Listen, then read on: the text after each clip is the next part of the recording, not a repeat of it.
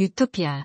인간을 행복하게 만들려는 의도는 하느님의 창조 설계도에도 들어있지 않았다. 유토피아란 완벽한 사회를 뜻한다. 우리는 그런 사회를 꿈꾸지만 역사적으로 실현된 적은 한 번도 없다. 오히려 유토피아를 실현하려는 시도는 종종 현실을 지옥으로 만들었다. 그럼에도 불구하고 이상을 추구하는 것은 인간의 본성에 가깝다. 이스라엘의 키부츠는 유토피아적 사회를 실현하려는 노력 중 하나였고, 인간의 달 착륙은 폰 브라운이 어릴 적 우주 공상 영화를 보고 영감을 얻었기 때문이라고 한다.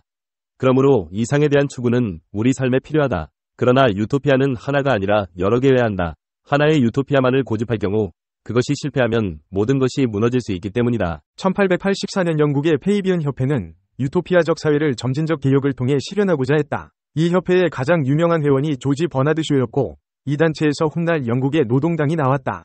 이들은 급진적 혁명보다는 점진적 변화와 현실의 검증을 강조했다. 독일 사회민주주의의 수정주의자 에드와르트 베른슈타인도 이와 비슷한 노선을 취했다. 그는 마르크스주의의 과격한 면을 제거하고 사회주의를 도덕적 자극으로 보았다. 혁명보다는 점진적 개혁으로 고통을 줄이려는 태도였다. 베른슈타인의 수정주의는 수정이란 단어에서 알 수 있듯이 이론을 현실에 비추어 검증하고 수정하는 태도를 강조한다.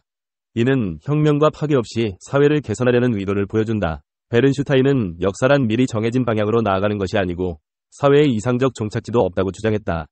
사회주의는 과학이라기보다 도덕적 자극에 가깝다는 것이다. 이러한 태도는 로자 룩셈부르크와 같은 급진적 혁명가들에게는 비판받았지만 현실에서의 변화를 위한 합리적인 접근법이었다. 한편 유토피아적 사회를 추구하는 과정에서 발생하는 위험성도 분명하다. 카를 포퍼는 총체적 계획으로 이루어진 유토피아 대신 점진적인 검증과 수정을 통해 사회를 개선할 수 있는 기술이 필요하다고 주장했다.